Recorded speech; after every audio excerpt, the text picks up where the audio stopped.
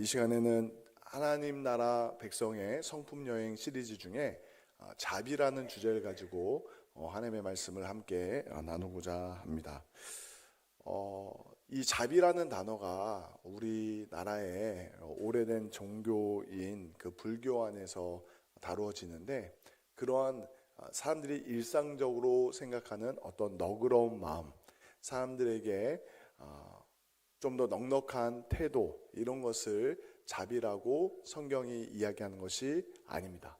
성경이 자비라고 이야기할 때는 그 모든 성품이 그러하듯이 하나님의 선하심, 그 하나님의 자비로우심을 우리가 어떻게 알고 있고 우리의 삶 가운데 어떻게 실천해야 되는지를 말씀하고 있는 것입니다. 또한 우리가 이 하나님 나라의 성품 여행을 다루면서 계속적으로 깊이 묵상해야 되는 부분은 무엇이냐면, 하나님이니까 하실 수 있는 것이지, 하나님은 천지 만물을 말씀으로 창조하시고 지금도 그 능력과 은혜로 다스리시는 분이니까 자비로우실 수 있다라고 접어둘 것이 아니라, 저를 한번 따라해 보시겠습니까? 하나님은 하나님의 자녀들이 하나님을 닮기를 원하십니다. 할렐루야. 우리가 그것을 기억해야 돼요. 정말 하나님이 가장 좋은 것, 가장 아름다운 것, 가장 영원한 것, 풍성한 것, 제일 좋은 것을 우리에게 주기를 원하시는데, 그것 중에 하나가 하나님의 자비로우심을 우리가 깨달아 알기를 원하고 그 자비 안에 거하며 그 자비를 실천하기를 원하신다라는 사실을 우리가 기억할 필요가 있습니다.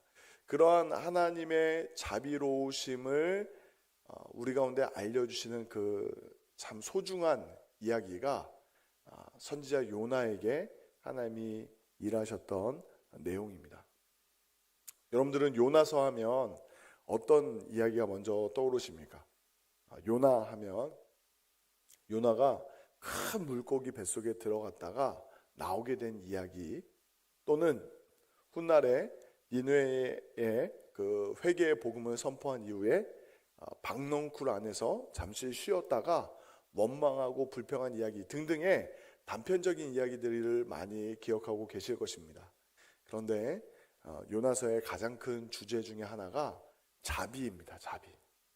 그 자비의 이야기를 3장을 통해서 우리가 잠시 살펴보고, 정말 하나님의 자비의 그 독특한 특별한 특성을 우리가 깨달아 알 뿐만 아니라 우리의 삶 가운데 실천할 수 있는 은혜가 있기를 예수님의 이름으로 축원드립니다. 그런 의미에서 3장 1절 말씀 우리 같이 한번 읽어보겠습니다. 3장 1절입니다. 시작. 여호와의 말씀이 두 번째로 요나에게 임하니라 이르시되. 아멘. 이 짧은 문장 속에 3장 1절 이 말씀 속에 참 놀라운 은혜가 담겨져 있습니다. 한 단어, 두 번째로. 이 두 번째라는 의미가 일단 말 그대로 문자적으로 본다면, 처음 너가 니느웨로 가서 내가 너에게 준 말씀을 전해라 라고 말씀하셨던 것이 첫 번째라면, 이제 두 번째로 그 말씀이 임한 것이죠. 2절에 보시면 일어나 저 큰 성읍 니느웨로 가서 내가 내게 명한 바를 그들에게 선포하라. 그런데 첫 번째 말씀 받았을 때 요나는 어떻게 했습니까? 니느웨가 아닌 반대로 다시스로 가는 배를 타고 가다가 큰 풍랑을 만나고 바다에 던져지게 되었죠. 그리고 그 큰 바다 속에 큰 물고기 안에 갇혔다가 하나님의 극적인 은혜로 육지로 나오게 된 것이 그 전에, 오늘 본문 이전의 내용입니다. 두 번째로 말씀은 언제 임했습니까? 죽다 산 뒤. 여러분들 혹시 정말 죽었다가 살아날 만큼 아파 보신 적 있습니까? 의식을 잃을 정도로 내가 언제 쓰러졌는지, 언제 그 큰 사고를 당했는지, 아니면 내가 수술대에 들어가기 전에, 마취에 들어가기 전에는 기억이 분명한데 마취에 깨고 나니 수술은 다 끝나 있고, 정말 그 통증, 마취가 끝난 이후에 정말 죽을 것 같은 그 통증에서 고통스러워서 눈물을 흘리며 밤새운 적 혹시 있으십니까? 그때 우리가 보통 어떤 표현을 씁니까? 죽다가 살아났다. 죽다가 살아났다.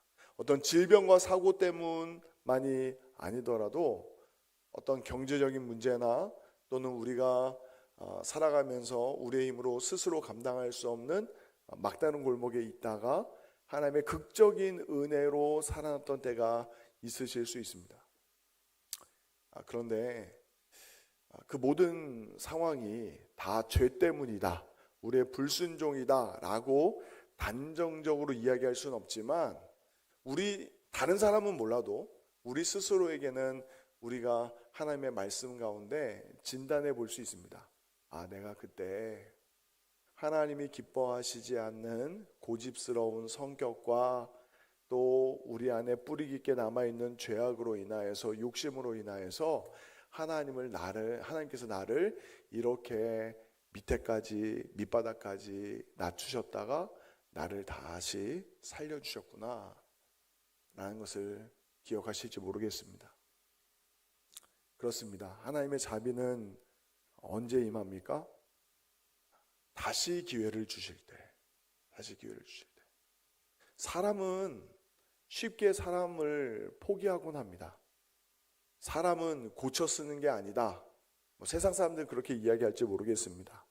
사람의 본성과 그 악한 습관이 쉽게 고쳐지지 않는다는 사실을 우리는 경험적으로 알고 있습니다.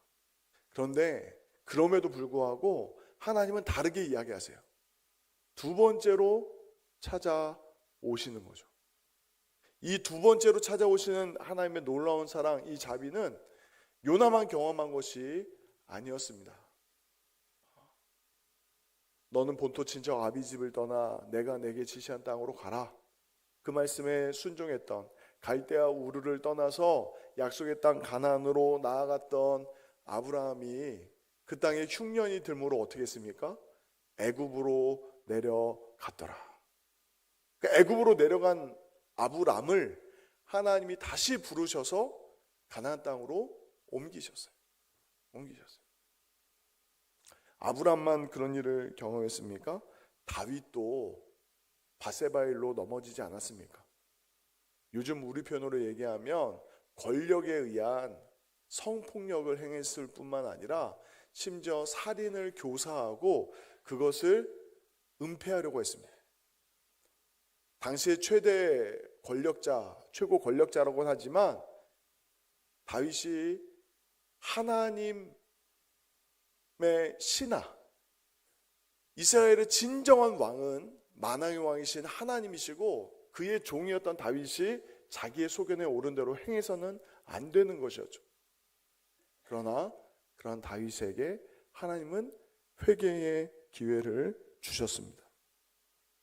우리가 잘 아는 베드로도 닭 울기 전에 3번이나 예수님을 부인하고 예수님을 배신했던 사람이지만 부활하신 예수님이 베드로에게 찾아가셔서 무엇이라 말씀하셨습니까? 내가 나를 사랑하느냐? 내가 나를 사랑하느냐? 내가 나를 사랑하느냐? 다시 한번 그 소명을 일깨워 주셨습니다. 또 오늘 우리가 오전에 살펴봤던 사도 바울은 어떠합니까? 한때는 포악자요, 행악자요, 살인자였습니다. 사도행전에 기록된 바와 같이 스데반이 순교당할 때에 가장 먼저 돌을 들고 앞장섰던 사람이 사도 바울, 부활하신 예수님을 만나기 전에 사울이었습니다. 그러나 그도 다메섹 도상에서 부활하신 예수님을 만나고 변화되었습니다. 하나님의 자비라고 이야기할 때 우리가 첫 번째로 기억할 것은 하나님은 우리를 포기하지 않으신다. 저를 한번 따라해 보시겠습니까? 하나님은 나를 포기하지 않으십니다. 순종하는 분이 몇 분 안 계시네요. 손을 다시 한번 얹어보세요. 같이. 이때는 우리의 몸을, 우리의 영혼을 두드려야 돼요. 하나님은 나를 포기하지 않으십니다. 할렐루야. 참 부끄럽고 사람들한테 다 말 못할 우리의 죄와 허물과 연약함이 있지 않습니까? 내가 이래도 다시 예배 자리에 나갈 수 있을까? 내가 이 모습 이대로 다시 한번 봉사를 할 수 있을까? 내가 이 모습 이대로 어떻게 한 집안의 아빠로, 엄마로, 교회의 어른으로 다시 이 사명을 감당할 수 있을까? 부끄러울 때가 얼마나 많습니까? 근데 그때 하나님의 자비를 기억하시기 바랍니다. 하나님은 우리를 포기하지 않으시는 줄 믿습니다. 두 번째로 5절 말씀 제가 한번 읽어보겠습니다. 5절입니다. 니느웨 사람들이 하나님을 믿고 금식을 선포하고 높고 낮은 자를 막론하고 굵은 베옷을 입은지라. 그리고 6절부터 8절까지 쭉 기록되어 있는데 8절에 보면 심지어 사람이든지 짐승이든지 다 굵은 베옷을 입을 것이요 힘써 하나님께 부르짖을 것이며 각기 악한 일과 손으로 행한 강포에서 떠날 것이라 라고 이야기했습니다. 오늘 본문에 보면 니느웨 성을 이렇게 표현합니다. 사흘 길을 걸어야 될 큰 성읍이었다. 하루에 한 사람 성인이 옛날 고대 도시에서 걷는다라고 이야기할 때 얼만큼 걸을 수 있을까요? 하루에 맘 잡고 걸으면 얼마나 걸을 수 있을까요? 오늘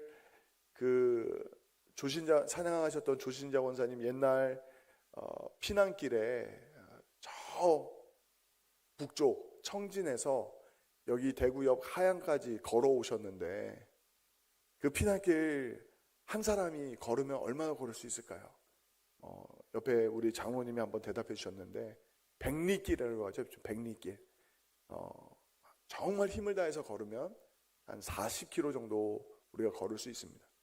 그런데 니느웨가 얼마나 큰 성읍이었냐면 사흘 길을 걸어야 그 성읍을 다 돌아볼 수 있었다라고 이야기했습니다. 이 정도면 얼마나 큰 도시냐면 우리나라의 그 천년 수도라고 이야기하는 저 서울, 한양이 그렇게 하루길이면 다 걸을 수 있는 그 도성이었습니다.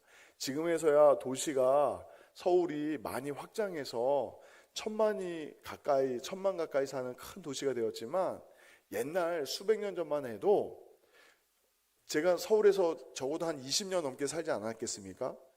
그 동대문에서 서대문, 저 북쪽문에서 이 남대문이 있는 데까지 큰 타원형으로 한 바퀴 그냥 마음 잡고 걸으면 하루에 다 돌을 수 있는 정말 그 우리나라에서 제일 큰 성읍이었다는 그 수도 한양도 하루면 다 돌 수 있는 거리였어요.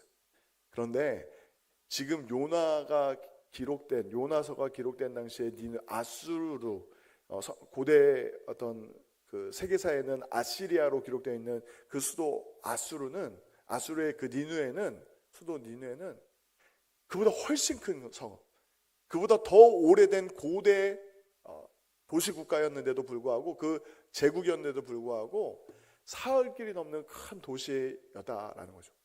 근데 그 도시에 하나님의 사람 선지자 요나가 가서 했던 것은 무엇이냐면 하나님의 심판이 임할 것이다.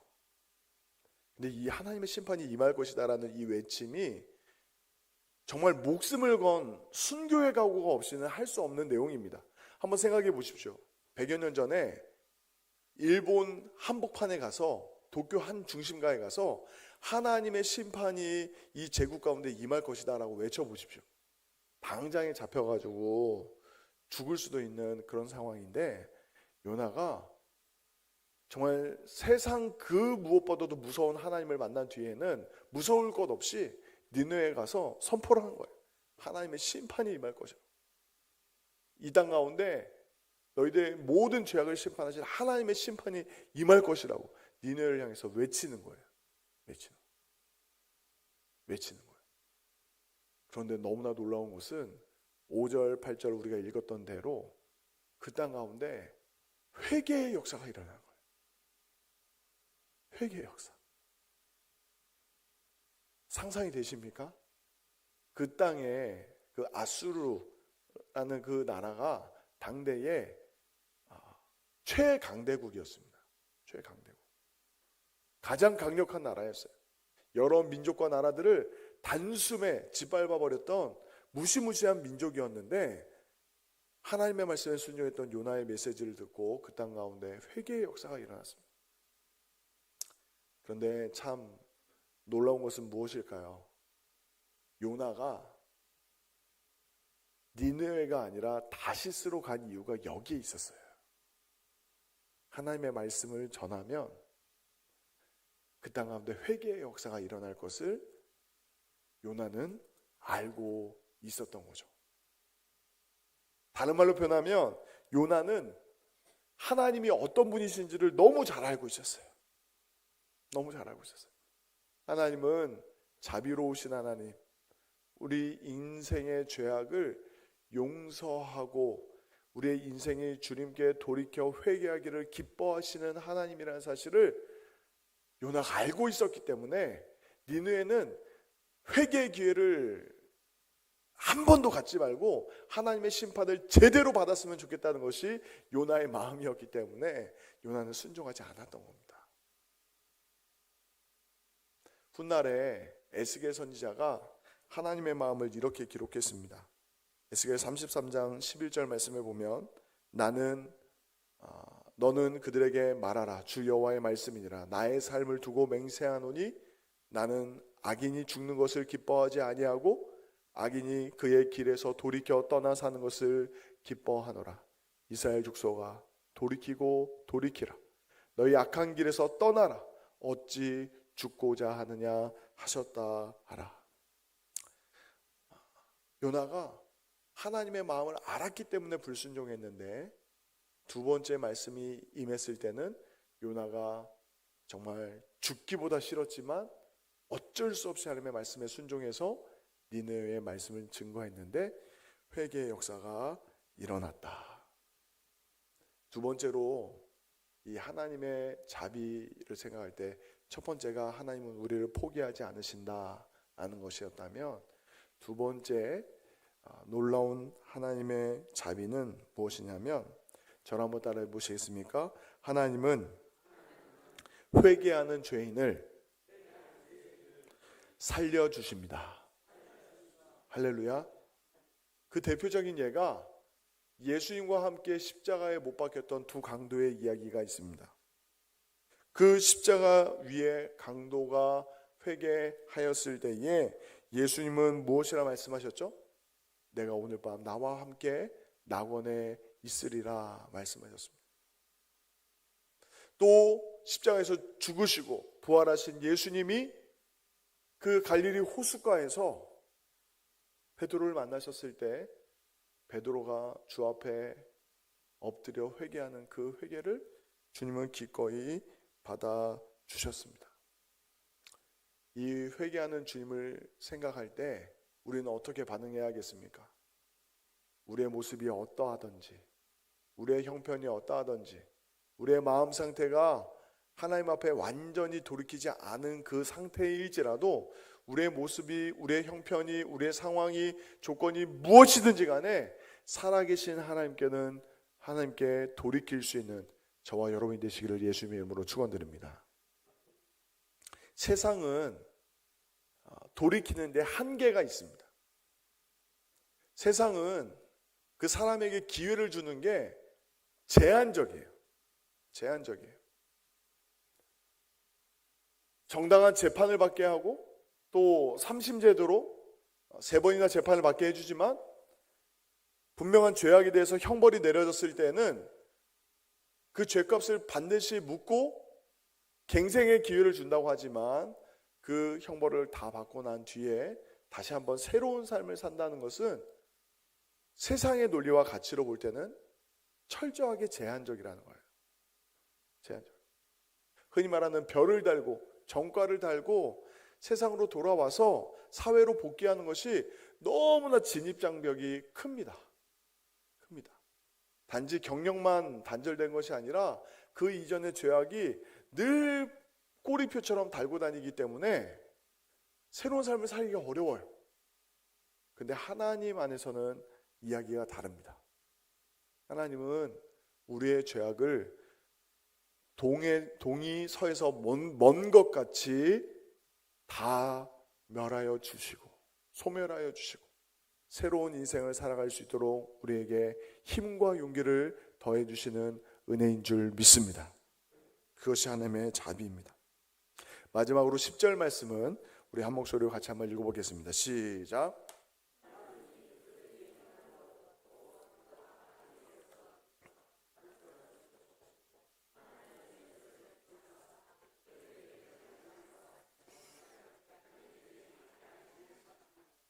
아멘. 그리고 이어지는 이야기가 이제 요나서 4장의 말씀인데, 요나서 4장은 여러분들이 잘 아시는 대로 열려진 결말로 이야기가 마무리되고 있습니다. 그 열려진 이야기가 우리에게 주시는 메시지는 너무나 분명하죠. 하나님의 자비를 세 번째로 우리에게 주시는 것은 무엇이냐면, 하나님은 하나님의 백성들이 그 자비를 담기를 원하십니다. 근데 이것이 너무 놀라운 큰 축복입니다. 왜 제가 이렇게 말씀을 드리냐면, 그냥 우리가 그 사랑을 받은 것으로만 멈추지 않고 그 받은 사랑을 우리가 실천할 수 있는 기회를 주시는 거예요. 특권을 주시는 거예요. 아직까지도 공감이 잘 안 되실 텐데, 아니 우리가 누군가를 용서하고 우리에게 죄를 짓거나 또는 사회에 무리를 일으킨 사람에게 기회를 주는 것이 우리에게 큰 숙제요, 부담이요, 무거운 짐일 텐데 그것이 어떻게 축복일까?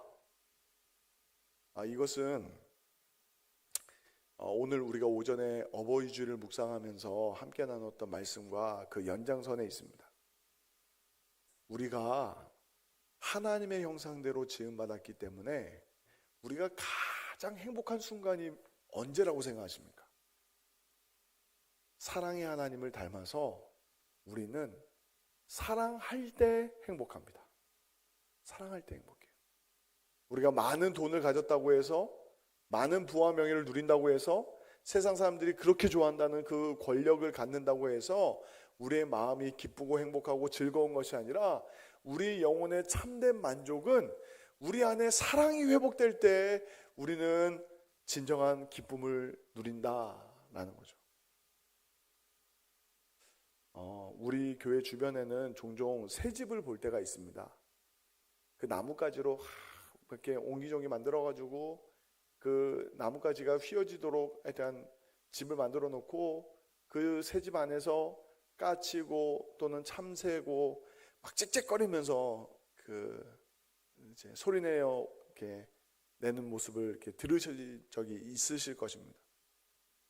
아니 뭐가 좋다고 저렇게 웃을까? 저 새들이 뭐가 좋다고?